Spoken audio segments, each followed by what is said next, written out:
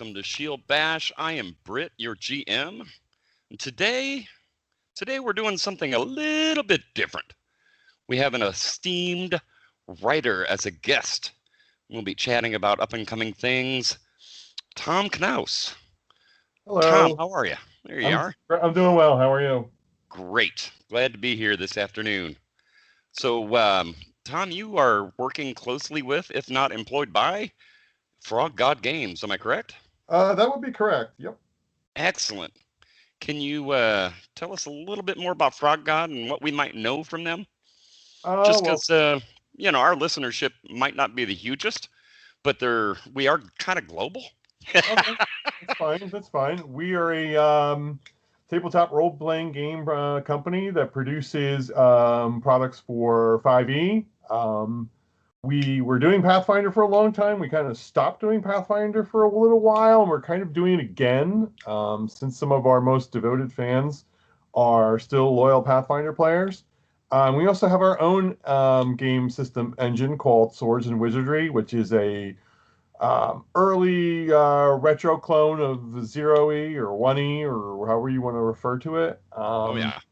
Yeah, so we do those products, and we have our own campaign setting called The World of the Lost Lands. And what we are is kind of like a successor to Necromancer Games, which came out at the advent of 3E and produced a lot of various titles under the Swords and, I believe there's a Swords and Sorcery line, as well as its own line.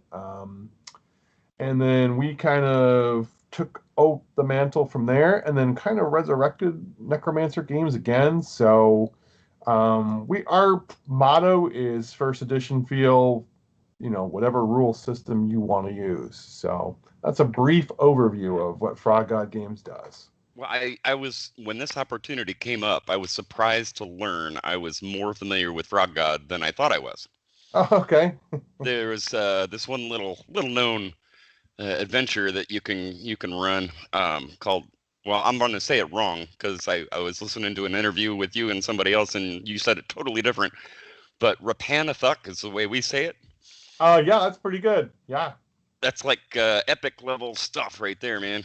Killed many a hero over time. Yeah, it's a mega dungeon, so it's not as big as a few of our products. Like Slumbering Czar is absolutely gigantic, and so is the Blight, but it's pretty hefty, and it is a meat grinder, so it will take its toll on players. Oh yeah, bad things can happen. Yeah, don't go down the well. That's the old motto. Exactly. So that's a little bit about. Now, are you on staff there, or do you freelance? Last I heard, it was 95% your work goes towards Frog God. Yeah, pretty much. I mean, I'm technically not an employee, but I mean, I'm kind of the equivalent of one. So I do quote unquote freelance, but I mean, I pretty much work exclusively for Frog God, except for a little, side light here and there that somebody asked me to do, and right. I feel in the gracious mood to do it for them. Excellent. Speaking of which, how did you hear about our little podcast? Anyway, just curious. Well, actually, our marketing person, John Barnhouse, reached out to many people, and you responded. That's how I heard. I did check it out before the call, though. So you guys do Pathfinder. You guys are doing Smash Skull? Yeah, first edition, we're doing Serpent Skull. Okay, exactly it's right. Kind of funny, actually, because one of the writers who participated on this project is Tim Hitchcock, who did the second one in that adventure path. Nuh-uh. Wow. Yep, and one of our company's co-founders, Greg Vaughan, did the fourth one. Oh, now tell me this, because that was another surprising thing to learn. You have a Bob as a co-founder, don't you? I don't think so. There's no Bob that I know of. No. Okay. No. All right. We'll skip that one then. All right. One of our players, he has the opportunity to go to a lot more cons than we can. Okay. He's accrued a bunch of vacation time, and somebody from Frog God Games he got to play with at a table somewhere. I forget exactly where, but he said it was so cool because they printed the maps out on a big old shower curtain and just kind of rotated around and had a. Okay. He played Teagle Manor then, probably. Probably, yeah. Yeah. That would be Mark, and he's totally excited to get this opportunity to collaborate with you guys a little bit here. Okay. So, yeah. So what about Tom? What are your accreditations, contributions? What's the right word I'm looking for here? What have I done for Frog God? Yeah, that's what I would. Actually, it's Trying to funny you ask. mentioned Rappan Athuk because I did part of Rappan Athuk. So Oh no! yeah, I did part of that. I am. How dare you? I know, I know, it was mean, but I did part of a Rappanathic. I did all of what we call the Perilous Vistas books. So if you're familiar with our Pathfinder products, I did all of the Dunes of Desolation, Fields of Blood, Mountains of Madness, Marshes of Malice. So they were kind of environmental books, but they also had a lot of crunch in them, and they also had adventures in them. So I did that. I did parts of the World of the Lost Lands as well. Mm-hmm. And right now I am doing a project called Tual, which will be going to Kickstarter very soon. It's a Mesoamerican inspired expansion to the Lost Lands campaign setting. So we're really excited about it. You don't say. So how close are we emulating to the original Mesoamerica in this compilation here? It's pretty close. We did obviously make some changes because some things weren't that compatible if we were totally authentic to the source material, but I think we tried to keep it as close as we could whenever possible. We have to deviate here and there because there were some things that were just not really feasible. But we did try and keep it true to what we were looking to do with this particular project. So, and I think we did a really good job of that. So are we talking, pyramids and sacrifices and conquistadors and No on that part. okay. No. We have it has a religion that's based upon the actual Aztec mythology. It's pretty close to it. Some of the components of the religion are still in it, so there is sacrifice, but sacrifice in this version takes many forms up to and including human sacrifice. But we try not to emphasize that. We're saying it happens on a macro level, but not so much on a micro level where, your individual character will benefit from performing a sacrifice. Okay. We wanted to avoid that. Mm-hmm. And we also wanted to really celebrate this culture, which is, in many respects, we think underappreciated. That they did do a lot of really incredible things that are kind of overshadowed by their rather rapid decline in the early 16th century. So, we were more focused on the Aztecs than on the outside forces that came later. So let's just keep it that way. Sure. So now, is this a setting that you could apply to any game, or is this meant to be a standalone? Or well, the actual setting is system neutral, so you can take the setting, and it's actually an island setting, which we thought was advantageous because if you don't play in the Lost Lands, but you still want to use this, you could just drop it anywhere. It's in the middle of the ocean. It's someplace Lost Island, yeah. Right, Lost Island. You can do that. So it's pretty flexible in that regard. So the basic book is system neutral. However, what we're doing is we're going to include system guidebooks for 5e, Swords and Wizardry, and to a lesser extent, and Pathfinder. Swords and Wizardry is going to get a little lesser treatment. Hey, was that a tail that just went in front of your That face? is a tail. My cat Santini loves to be on podcasts and Zoom meetings, and he just doesn't take no for an answer. So, Right. he I'm thinks ready. the feline perspective needs to be included in these games. He's quite the gamer, and he likes to make a lot of appearances at the game table. So He's he can't probably the cat resist. from the memes. Yeah, that's probably what it is. That's a side hustle for you, isn't it? Yeah, I'm gonna market him. Yeah. You ready for my close up? Oh, yes, I'm ready for my close up, Mr. DeMille. Mm-hmm. Now, what movie does that come from? A little trivia question. Do you know, or are you just testing I do my know. knowledge? No, Okay. I do know. Okay. Do a little test. If you'd asked me last week, I could have told you the actress that it was from, but yeah, I'm drawing a blank at Ooh, the moment. give me the actress, Gloria Swanson. Gloria Uh, Swanson from Sunset Boulevard. Sunset Boulevard. That's right.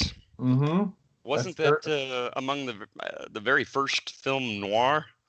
Oh Uh, yeah, it was. It was mhm, one of the. It's probably one of the prime film noirs, along with I would say probably The Third Man. mhm, Oh, what's the one with Fred McMurray where he is the Double Indemnity?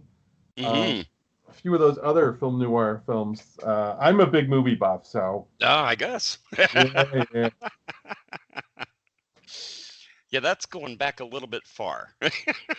Yeah, it is, but it still holds up really well. It's really incredible. My niece set up an outdoor theater in her backyard, and they were trying to get like a pirated movie.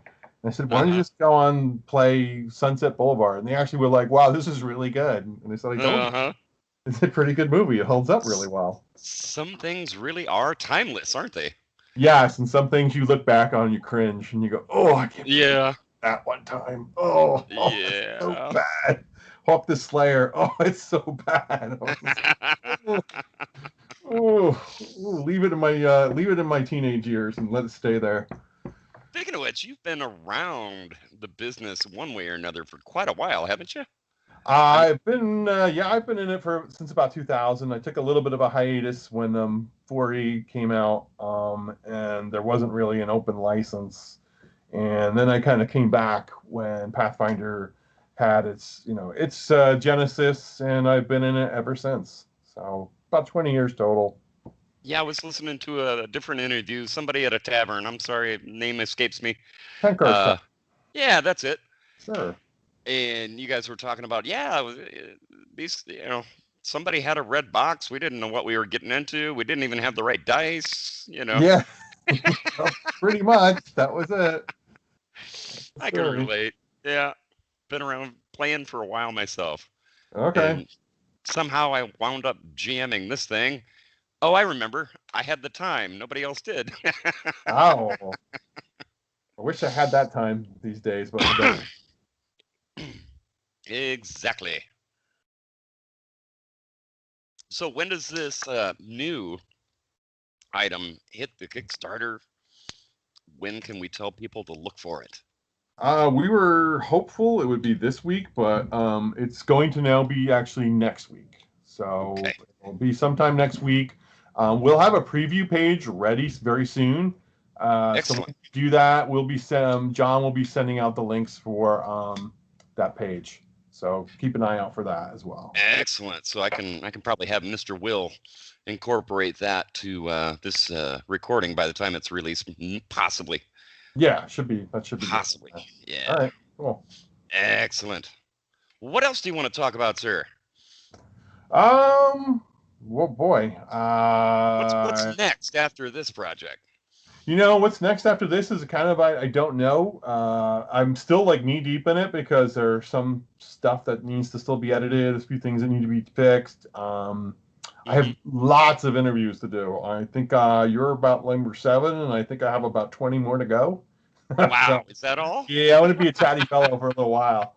Uh, and I'm actually really trying to do this card game because I play Yeah, that's tested it right. for the yeah, I play tested it for the first time on the weekend with what I think is a good mix of audience. I had some adults and some teenagers, and they took really well to it. They really liked it, and it was it was good to do it too with them, get the play test because there were some things that we found that could be tweaked. They liked the basic idea and the basic mechanic, but there were a few things like that they thought needed to be adjusted, and I agreed with them after that. So Mhm. I'm kind of really going, keeping this as a sidelight. Obviously, once I get a new project assigned to me from Frog God, I'll be working on that. But this is kind of like my little diversion for the moment. Right, that's totally your baby. That's This is totally my baby. So yeah, if I nice. go with this, I'm probably going to kickstart it myself, or and try and get it out there. Maybe, hopefully, be lucky and be the next Cards Against Humanity or Exploding Kittens or something like that. Do, So do you have a name for it I yet? do. It's called Bitch and Moan. Bitch and moan. Yep, and the tagline is anyone can complain, but it takes a special someone to bitch and moan. Love it. Yeah, so it's pretty funny. We did it, and it worked out really well. So I'm really psyched to delve into that and then get back into doing some RPG work and whatever, comes up next. Probably I'll be doing one of the Lost Lands source books. So similar to what I'm doing now, except using already established material and just expanding upon it rather than doing it from scratch like this was. Oh yeah. It's much easier to do it that way. Yeah, it takes a lot Scratch more. sometimes is a little rough. But you know what though? It's kind of like it's not your. It feels like your own, but it doesn't feel like your own. Like this totally feels like my baby, and that feels like my adopted child that I love, but not as much as my own real baby. So. Oh no, I'm showing a poor connection. There we go. We're good. Okay. So yeah, it's we were talking about the card game that you were developing a little bit before we started, but yeah, I'm glad to hear that you definitely have some plans for that. Bitch and Moan. Look for that in the future, everybody. That'll be interesting to see what you've come up with there. Oh, it's totally bizarre. People read the cards, they're just like, oh my god, how do you think of this crazy stuff? I don't know. It just comes to my mind. So random thoughts, jot them down and keep going. Is that how you started? Yeah, pretty much. It was just like an idea, and I had the idea about a year ago, and I'm like, I kind of revisited it, and then like in the middle of the night, it just hit me. I'm like, oh my god, that's like perfect. And then I figured out I can do this mechanic with it, and I can do this, and I can add this little nuance, and I'll add a little bit of strategy to it, and it might be actually pretty cool. So hopefully I can do that, and hopefully it'll come out soon, or in the near future. Yeah, looking forward to it. Excellent. Now, have you guys had much success with Kickstarter in the past, one way or the other? Rock On? Oh yeah, we've had a lot of Kickstarters. I think we're probably on like our 20th or 30th. I don't even know. It's at least in the 20s. Wow. Yeah, no, we've done pretty well on our Kickstarters. I think we've only had like one that we didn't fund, but we kind of pulled it back for a couple reasons. And then we had one that came out right around the COVID, and we were back. Yeah. So that was, bad timing there.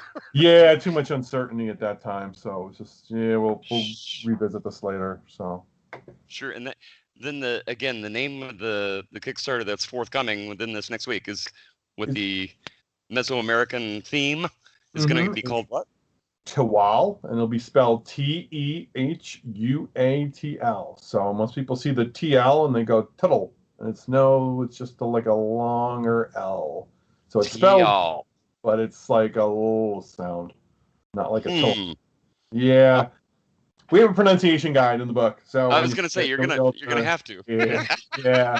We figured that was going to be a little problematic. So we're trying to keep the words as short as we could without too many unusual letter combinations that would have people going whatever. So exactly.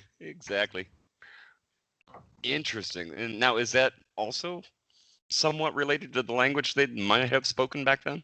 Yes. Yeah. Okay. We actually base it on Nahuatl, which is the language that was spoken at the time. Now, again, there's nobody here from 500 years ago, so they can't tell us exactly how it was pronounced. No. So, we have to kind of make guesses, or let's call them educated guesses on how it was pronounced, because the Aztecs had no alphabet. So there's no like quote unquote Aztec writing that was contemporary prior to the conquistadors. So what happened was a lot of the writing was put in these codices where it was kind of like a Rosetta Stone, where it was phonetically spelled on one side in Nahuatl, and on the other side of the page would be the Spanish translation. Okay. So you kind of like had to do some, I guess, retrofitting to try and figure out how it was pronounced. So yeah, so it's not a a precise pronunciation, because like I said, we can't be 100% sure how it was pronounced 100 years ago. But we're taking an educated guess on how it was pronounced. It's probably pretty close. Yeah, I would think it's pretty close. I mean, the language is still spoken today in some parts of the world, but in Mexico actually, but it's kind of like, as with anything else, as more influences crept into it, it kind of evolved and changed, just like any language does. So, we can't be sure it's that close. Yeah, absolutely. And it is funny how language evolves over time. Yeah, right. English has evolved. How many foreign words have been incorporated in English over the years? Too many to count. Right. Exactly. Way too many to count. And then they're changing the ones we had, right? Right. And how many new ones creep in that people like made up? How long ago was YouTuber wasn't a word? If you said a YouTuber, no one would have any idea what you were saying 20 years ago. Look, what's that? YouTube. Right. Or What? I tweeted. Well, tweet means a bird makes a tweet. How did you tweet? Oh, I tweeted. Wait a second. Is that a good thing? I'm not sure. Is it? I think our podcast is on Twitter, but I personally am not. I've heard it's an evil, evil place. Yeah, I'm not on Twitter either, and I've heard pretty much the similar reports, so I've kind of stayed off Twitter. Right. In an effort to remain positive. Yes. I thought, let's not do that. I'll pass. Man. So, we've got, I'm not even going to try. Say it again. Tuwal. Okay. Tuwal to look out for here, coming out soon, folks, on Kickstarter. And then after that sometime, Bitch and Moan. Definitely look out for that. Yes, that'll be exciting. I really want to see that. I do. Okay, well, when it's prototyped, I'll try and give you guys a sneak peek of it. Sweet. Mm-hmm. Yeah, have your people talk to our people. Yeah, we do like a virtual game online to play test it a little more. Oh, that'd be cool. Mm-hmm. I'd be up for that. Oh, okay, cool. Heck yeah. Well, again, have the people talk to each other. All right. It'll be great. My peeps in touch with your peeps. Excellent. So look for that on Kickstarter, everybody. Support them. We love it. Yes, please do. Absolutely. Any last thoughts, sir? I just please look out for it and please support it. And my dinner's on the table, so I guess we're done. Thank you, Tom. We appreciate it. Thank you so much. I appreciate it. Have a great day, everyone. And absolutely. You too, Brett. All right, take care. Signing off. All righty.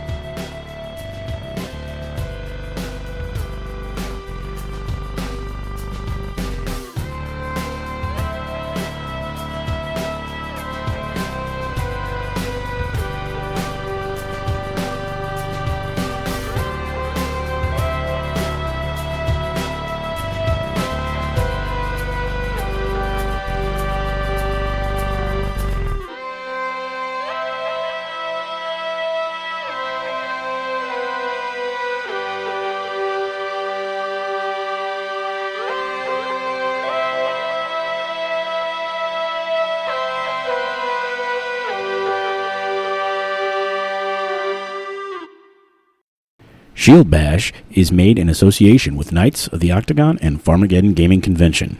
Find us online at shieldbash.net, on Facebook at Shield Bash, on Twitter at Bash Shield, and on YouTube at Shield Bash. Music by Lee Rosevere. Serpent, Skull, and Pathfinder are the property of Paizo Publishing Inc. Leave a comment on iTunes for a chance to hear us read it out on the podcast. Questions and comments can be sent to shieldbashpodcast@gmail.com.